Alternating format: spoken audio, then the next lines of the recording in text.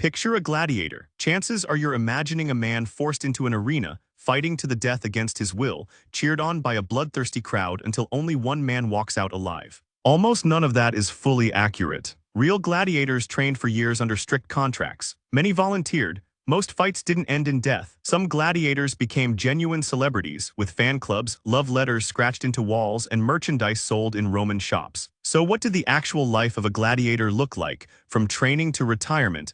And why does the popular image get so much of it wrong? Let's take apart the myth piece by piece. Here's the first surprise. Not every gladiator was an enslaved person forced into the arena against their will. Many were prisoners of war, condemned criminals, and enslaved men sold specifically for this purpose made up a large share of the gladiator population, especially in the early centuries of the practice. For them, there was no meaningful choice involved. But alongside them stood a category that surprises most people: the auctorati, free Roman citizens who voluntarily signed a legal contract to become gladiators. Some did it for money, some did it for fame. Some did it, historians believe, because a criminal debt or desperate poverty made the arena look like a better bet than the alternative. By signing that contract, a free citizen legally surrendered certain rights and submitted to brutal discipline. But he also gained something enslaved gladiators didn't have: a set legal status, negotiated terms, and crucially, an eventual path back to ordinary life if he survived his contract. So right from the start, gladiator wasn't one single kind of person. It was a mixed population of the utterly powerless and the surprisingly willing, training side by side in the same brutal system. And that system had a name: the ludus. A ludus was essentially a combination of prison, gym, and investment fund. Gladiators were owned or contracted by a lanista, a manager who trained them, fed them, and rented them out to sponsors staging public games. A skilled gladiator wasn't cheap, and a dead one earned nothing more. That single financial fact shapes almost everything else in this story. Training was intense and highly specialized. New recruits practiced for months, sometimes years, using wooden training swords against a wooden post before ever touching real weapons. Trainers, often former gladiators themselves, taught specific fighting styles tied to different gladiator classes. Some fought with a sword and shield, others with a net and trident, others with curved blades suited to fast, mobile combat. Here's the strange part: gladiators may have had access to some of the better medical care available in the Roman world. Archaeological evidence from at least one gladiator school includes a diet heavy in barley and legumes, earning gladiators the nickname barley men, believed to help build a protective layer of fat that could reduce the severity of sword wounds. Injured gladiators were treated by dedicated physicians, because a well-trained fighter was simply too valuable to let die from a treatable wound. This wasn't kindness, it was investment protection. But the practical result was that a working gladiator, however brutal his circumstances, was often better fed and medically cared for than plenty of ordinary poor Romans walking the streets outside the arena walls. So if the training was this careful and this expensive, was every match really meant to end in death?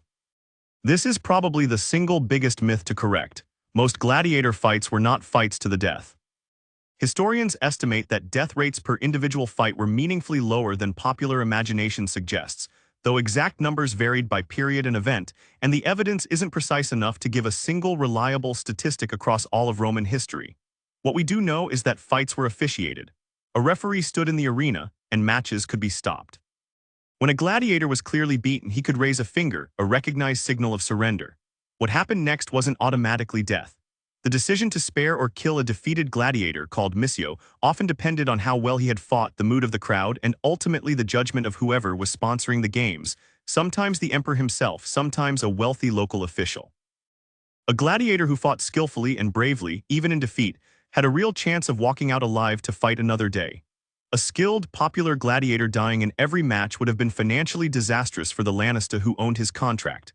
The economics of the system quietly pushed against constant death, even while the culture around it celebrated danger and violence. But here's where things get uncomfortable. Survival wasn't guaranteed and the risk was very real. This wasn't theater with fake weapons. Gladiators trained with sharp blades fought with genuine skill against genuine threat, and injuries, sometimes fatal ones, happened regularly. The danger was real even when death wasn't the intended default outcome of every single match. Here's something that might be the most surprising part of this whole story. Successful gladiators could become genuine celebrities. Graffiti discovered on the walls of Pompeii, preserved by the eruption of Vesuvius, includes messages praising specific gladiators by name. win records, nicknames, and in some cases, admiring comments about their appeal to women. One surviving inscription describes a gladiator as the object of admiration among young women in the city, essentially ancient fan mail carved into plaster. Gladiator imagery showed up on oil lamps, pottery, and small souvenirs, physical evidence of a kind of merchandising economy built around famous fighters, centuries before the concept of a modern sports star existed. Successful gladiators could earn prize money on top of their base pay, and particularly famous ones attracted the kind of public fascination we'd now associate with professional athletes. And this is where the myth of the friendless, disposable slave breaks down completely. A truly successful gladiator existed in a strange, contradictory space. Legally low status, sometimes literally enslaved, and yet publicly adored, financially valuable, and occasionally more famous across the empire than the local officials who governed his own city. So what happened to a gladiator who survived his contract? For the auctorati, the free citizens who volunteered, completing their contracted number of fights meant a return to ordinary legal status, technically free to walk away, though the social stigma attached to having fought as a gladiator likely followed them regardless of the law. For enslaved gladiators, survival and success could sometimes lead to something more significant: manumission or formal freedom, symbolized by the awarding of a wooden training sword called a rudis. A gladiator who received the rudis was, in effect, being told his fighting days were over and his freedom had been earned. Some retired gladiators became trainers themselves, passing their skills to the next generation of recruits inside the very schools that had once owned them. Others simply faded into ordinary civilian life, their arena fame slowly fading with them. Not every gladiator got this ending, of course. Many died in the arena from wounds afterward or from the brutal daily grind of training itself. This wasn't a safe profession dressed up as a dangerous one. It was a genuinely dangerous profession that simply wasn't quite as suicidal or as universally fatal as popular imagination tends to assume. So why does the fight to the death every time version of gladiators dominate the popular imagination? Part of the answer is genuinely dramatic. Some fights absolutely did end in death, and Roman writers, along with later historical fiction and film, understandably gravitated toward the most extreme and cinematic version of the story rather than the more complicated, contract-negotiated, economically calculated reality. It's also worth being honest about what we don't know.